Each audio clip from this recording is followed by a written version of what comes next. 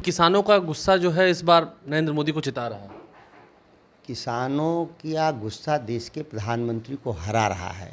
अगर वो लोग नहीं सुधरे, भारतीय जनता पार्टी और देश के प्रधानमंत्री और किसानों के साथ न्याय नहीं करेंगे तो आने वाले चुनाव में उनके लिए वाइप आउट, सफाया होने की संभावना है। नीतीश कुमार को लेकर आपका क्या स्टैंड है? नीतीश कुमार तो एनडीए के साथ ही जा बदली रहे हुई हैं। परिस्थितियां हैं, बदली हुई परिस्थितियों में क्षेत्रीय दलों की भूमिका बढ़ी है, उसमें नीतीश कुमार की भी भूमिका होगी।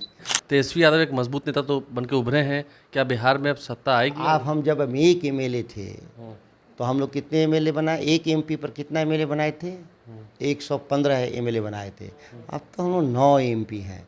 नमस्कार, मेरा नाम आलोक है। आप लाइव स्टीज देख रहे हैं। बिहार विधानसभा में किसानों के मुद्दे को लेकर हुंकार भरने वाले सुधाकर सिंह बिहार के एक समय में कृषि मंत्री बने, लेकिन उन्होंने अपने पद को ठुकरा दिया, पद से इस्तीफा दे दिया। हमारे साथ सुधाकर सिंह हैं जो अब बक्सर से सांसद हो चुके हैं आरजेडी के। सुधाकर जी, पहले तो बहुत बधाई आपको। आप सभी दर्शकों की बधाई।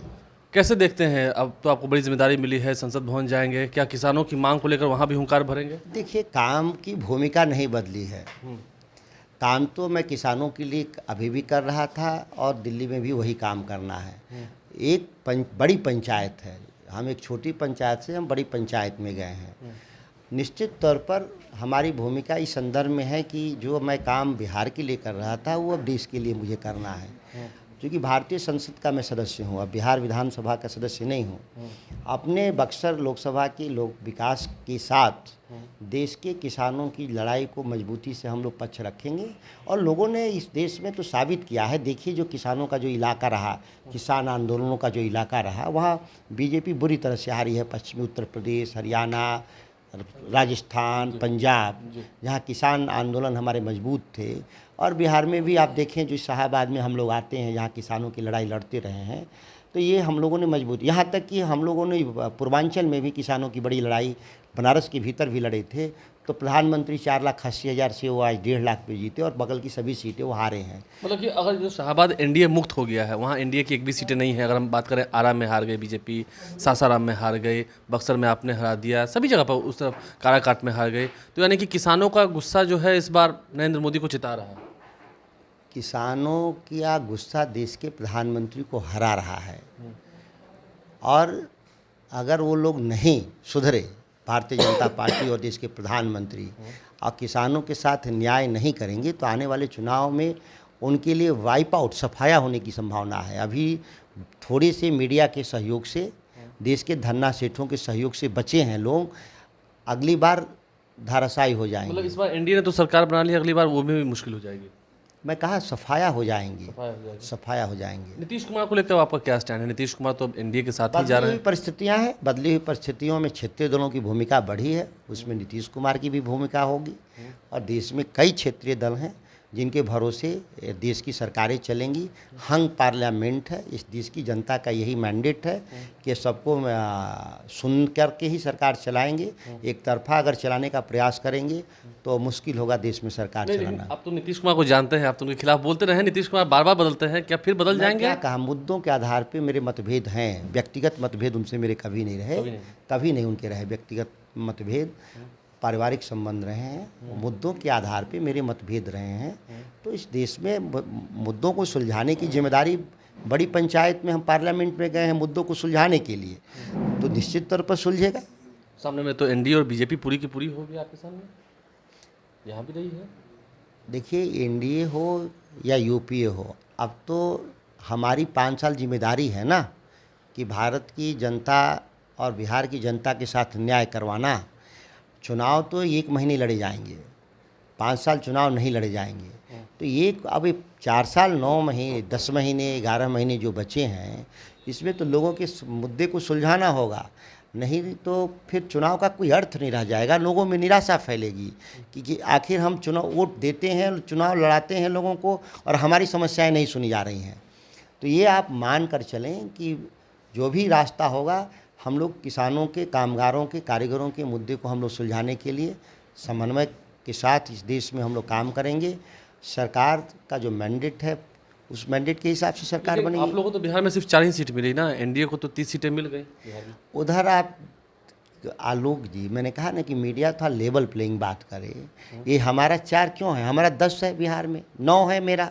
एक निर्दलीय को छोड़ दें तो उनके हमारी राजनीतिक प्रतिबद्धता के बारे में मुझे जानकारी नहीं है, लेकिन 9 हम जीते हैं ना, 1 से 9 हुए हैं।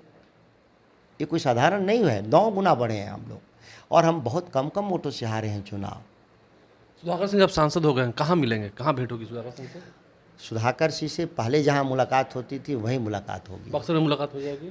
आपको पहले यहाँ मैंने कहा कि जहाँ से आपसे मेरी मुलाकात होती थी वहाँ मुलाकात होगी। आसानी से अवेलेबल होंगे लोगों के लिए? मैं तो हमेशा ही उपलब्ध रहता हूँ। नहीं, बड़ा पद पाने के बाद हम कई बार देखते हैं, अभी तो आपका पहला बार ही है सांसद में। मैं कोई छोटा पद पे नहीं था, मैं विधानसभा का सदस्य था, मैं मंत्री था। क्या आप लोगों को कभी महसूस हुआ किसी को कि मेरे पद आने जाने से फ़र्क पड़ता है? लोगों के बीच में ही रहना हमारा काम है। बाकी किसी को पद के लिए लड़ रहा होगा उसकी अलग लड़ाई है, हम पद के लिए नहीं लड़ते। अंतिम सवाल है मेरा, अगले साल विधानसभा के भी चुनाव होंगे, कैसे देखते हैं? तेजस्वी यादव एक मजबूत नेता तो बन के उभरे हैं, क्या बिहार में अब सत्ता आएगी? हम जब हम एक एमएलए थे तो हम लोग कितने एमएलए बनाए? एक एमपी पर कितना एमएलए बनाए थे? 115 एमएलए बनाए थे। अब तो हम लोग 9 एमपी हैं। 9 एमपी पर आप समझ लीजिए कितना एमएलए बनाएंगे? 200 पार। बिहार में राजनीति 200 पार हो जाएगी? निश्चित तौर पर हमारा गठबंधन, देखिए मैं गठबंधन की बात कर रहा हूँ, निश्चित तौर पर हमारा गठबंधन 200 से पार हम लोग चुनाव जीतेंगे। 25 में यानी कि कोई नहीं रोक सकता है महागठबंधन को? हमारे पास नेता भी है, हमारे पास नीति भी है, हमारे पास जनाधार भी है। तो सुधाकर सिंह जो कि अब बक्सर से सांसद हो चुके हैं, उनकी पूरी बात हमने आपको सुनवाई है, क्या कुछ उन्होंने कहा है और दावा किया है कि पहले तो हमारे पास यानी कि महागठबंधन के पास सिर्फ एक सीट थी। आपको याद होगा 2019 में महागठबंधन ने सिर्फ एक सीट जीती थी, किशनगंज की सीट। तब उस वक्त हमने 115 विधायक लाकर दिखा दिए 2020 में। अब तो हमारे पास 9 सांसद हैं, महागठबंधन की बात हो रही है। तब समझिए 2025 में क्या हाल होगा। तेजस्वी यादव के मजबूत सिपाही हैं सुधाकर सिंह। देखिए, जब कृषि मंत्री बने थे बिहार सरकार में, जब महागठबंधन की सरकार बनी थी, तो उसके बाद सुधाकर सिंह ने खूब बयानबाजी की थी, खूब बयान दिए थे, जिसके बाद काफ़ी किरकिरी हो रही थी महागठबंधन सरकार की। सुधाकर सिंह को उस वक्त इस्तीफा देना पड़ा था और अब सुधाकर सिंह पर विश्वास जताकर आरजेडी ने उन्हें टिकट दिया और आरजेडी के टिकट पर सुधाकर सिंह जीत कर आए। मिथिलेश तिवारी को चुनाव हरा दिया, वहाँ से आनंद मिश्रा भी चुनाव लड़ रहे थे बक्सर से, अनिल कुमार जो कि बीएसपी के प्रभारी हैं उन्होंने भी चुनाव लड़ा था। लेकिन सुधाकर सिंह बक्सर के बाजीगर बनकर उभरे। और सुधाकर सिंह क्या कुछ कह रहे हैं, संसद भवन में जाएंगे तो क्या कुछ बातें रखेंगे। देखिए, पहले जब बिहार विधानसभा के सदस्य थे तो काफ़ी शालीन स्वभाव के हैं सुधाकर सिंह। उन्होंने अपनी बातें रखी सदन के पटल पर, चाहे वो सत्ता पक्ष में भी रहे हों, महागठबंधन के साथ भी रहे हों, फिर भी नीतीश कुमार का वो विरोध करते रहे, नीतीश कुमार की नीतियों का विरोध करते रहे। तो अब सुधाकर सिंह जब देश की संसद में जा रहे हैं तो उनका क्या विज़न है, क्या कुछ वो कहेंगे। जब जीत कर आए हैं बक्सर से तो उन्होंने कहा है कि मैं आसानी से उपलब्ध रहूँगा, जहाँ पहले मिलता रहा था, जिन जगहों पर, जिन सड़कों पर मैं संघर्ष करता रहा था, वहाँ पर मैं रहूँगा। और अगली बार अगर किसानों के मुद्दे पर नरेंद्र मोदी की सरकार ने नहीं सोचा, इस बार तो एनडीए की सरकार बन रही है, तो फिर अगली बार सुपड़ा साफ हो जाएगा, ये कहकर चिताया भी है। सुधाकर सिंह का क्या कहना है हमने आपको सुनाया है। देखिए, अगर हम बात करें आरजेडी की, तो आरजेडी ने 4 एमपीज़ इस बार जिताए हैं। आरजेडी के 4 एमपी चुनकर आए हैं। मीसा भारती पाटलिपुत्रा से, सुरेंद्र यादव जहानाबाद से, सुधाकर सिंह बक्सर से और अभय कुशवाहा औरंगाबाद से। इन चारों जगहों पर यह कह सके चारों ही जगह जो है वो पटना से अगर हम शाहाबाद की ओर जाते हैं तो ये चारों लोकसभा क्षेत्र उस तरफ ही आते हैं, शाहाबाद में आते हैं, मगध में आते हैं। तो ऐसे में सुरेंद्र यादव का जितना, सुधाकर सिंह का जितना, एक बड़ी कह सकें इशारों में एक बड़ी बात कह जा रहा है कि आने वाले समय में तेजस्वी यादव का जो वो किला है वो मजबूत होता जा रहा है। वहीं अगर हम सीमांचल की बात करें तो सीमांचल में कहीं ना कहीं महागठबंधन जो है वो कमज़ोर हुई है। हाँ, कटिहार से तारिक अनवर ज़रूर जीत गए हैं, लेकिन अभी और संघर्ष करना होगा। सुधाकर सिंह ने क्या कुछ कहा है आपने सुना है, नीतियों पर विरोध होता रहेगा, जनता की आवाज़ उठाते रहेंगे। अब तो देश की बड़ी पंचायत में जाने का मौका मिला है, सभी का आभार व्यक्त किया है। हमने आपको उनका पूरा बयान सुनवाया है। हमारे चैनल को सब्सक्राइब कर लें, साथ साथ फेसबुक पेज भी लाइक करें। धन्यवाद।